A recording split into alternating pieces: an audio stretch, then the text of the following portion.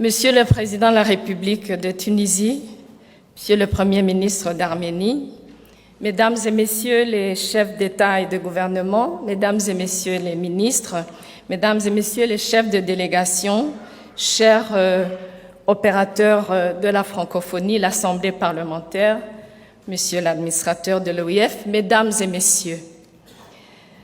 Dans le célèbre roman de Gustave Flaubert, Salammbô, Djerba est présentée comme une île merveilleuse où, je cite, « l'air est si doux qu'il empêche de mourir ». Fin de citation. Nous ne sommes pas rassemblés à Djerba aujourd'hui dans une quête spirituelle d'éternité. Mais nous sommes ici pour que ce 18e sommet de la francophonie permette d'inscrire de manière effective et significative notre organisation dans l'avenir. Au cours de son histoire millénaire et encore aujourd'hui, Djerba est au carrefour des influences culturelles les plus variées.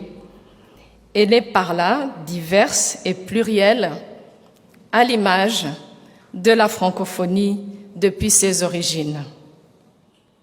La francophonie vient de l'idée lumineuse, partagée en 1970, voici maintenant 52 ans, par 4 chefs d'État, 3 Africains et 1 Asiatique, de créer ce formidable instrument de rapprochement entre les peuples, cette organisation internationale de la francophonie.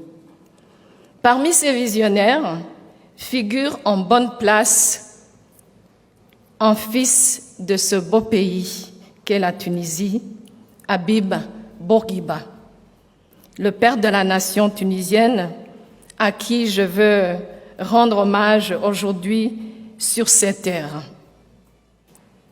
Le président Bourguiba était en avance sur son temps, convaincu des bienfaits de la politique interculturelle, adepte de l'éducation bilingue, engagé pour le progrès du statut de la femme, qui reste encore de nos jours des piliers de la société tunisienne, mais aussi et surtout de la coopération francophone. Il avait d'ailleurs compris très tôt, Habib Bourguiba, l'immense pouvoir de rassemblement de la langue française. N'avait-il pas, dès 1965, devant l'Assemblée nationale du Niger, qualifié la langue de, et je cite encore une fois, « lien remarquable de parenté qui dépasse en force le lien de l'idéologie ».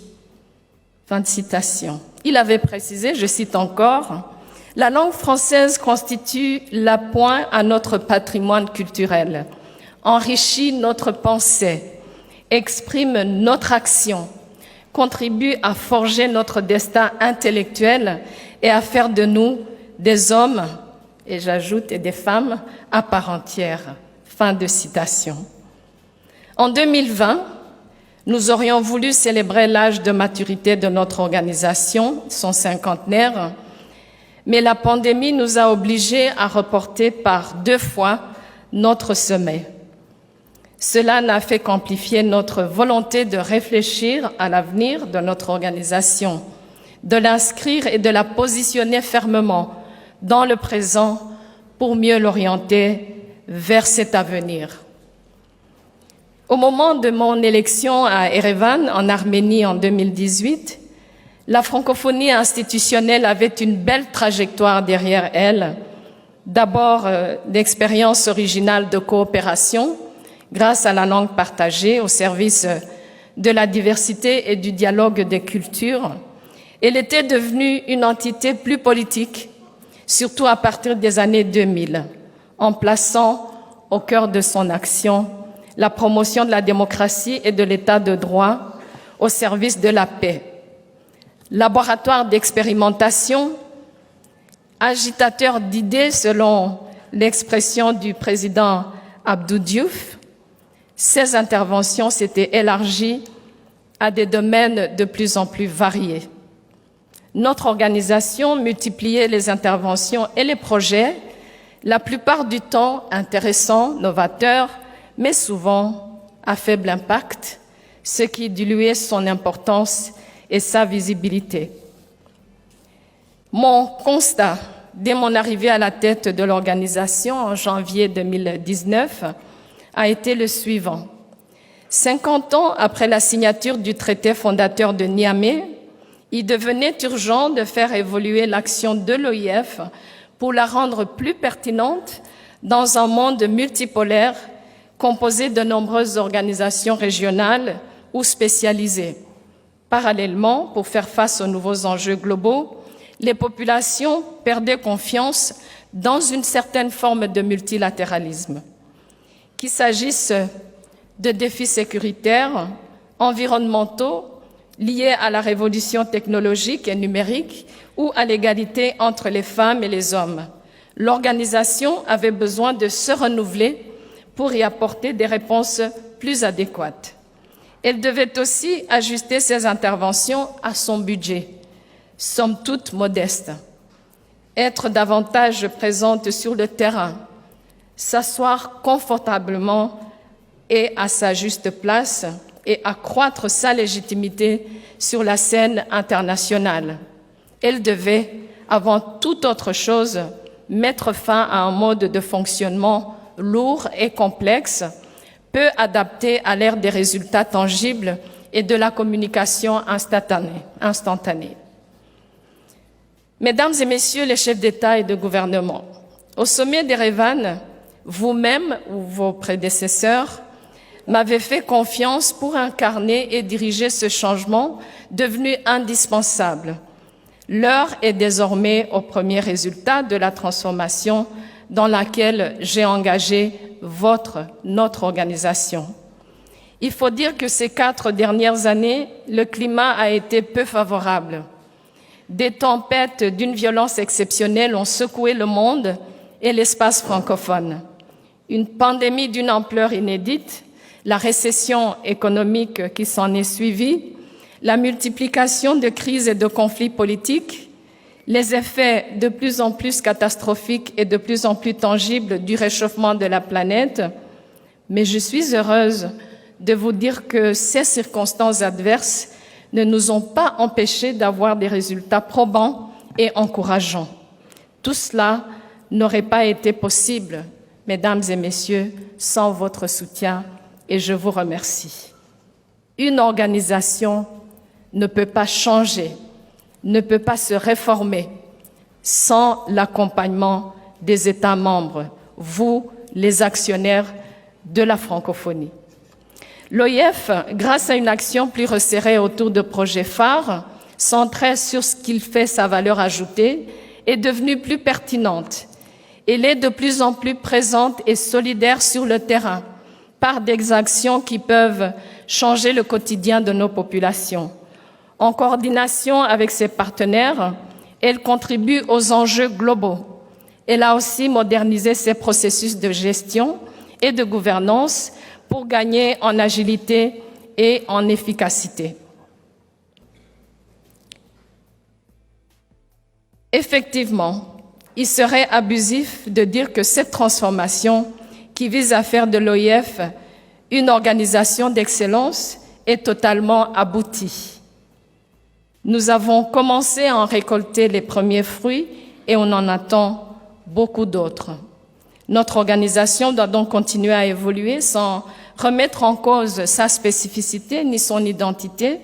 Nous savons qui nous sommes et d'où nous venons. Je vais vous faire des propositions sur lesquelles j'ai mené une réflexion sérieuse avec vos représentants depuis 2019 afin de déterminer ensemble de manière encore plus précise où nous allons dans notre séance à huis clos de cet après-midi consacrée à la francophonie de l'avenir. Je considère pour ma part que nous allons vers une francophonie renouvelée, où chaque pays a pleinement sa place. Tous les pays, tous les gouvernements membres de notre organisation comptent à mes yeux. Fidèle au nouveau cadre stratégique 2023-2030 que vous allez aussi adopter et qui aura en ligne de mire 3 principaux objectifs. J'en parle brièvement. Tout d'abord, l'action pour nos citoyens, qui reposera sur quelques grands projets phares à fort impact autour d'un nombre limité de thématiques: langue française, éducation, développement durable, francophonie économique et numérique. J'aurai l'occasion d'y revenir lors de la présentation de mon rapport d'activité dans un instant. Deuxièmement, l'influence comme deuxième objectif. Dans notre monde fracturé, la francophonie doit demeurer un trait d'union, un forum privilégié d'écoute, d'échange, de dialogue, constamment en alerte pour éviter que les tensions ne dégénèrent en conflit. Troisièmement, l'attractivité constitue notre objectif majeur. L'espace francophone est dynamique.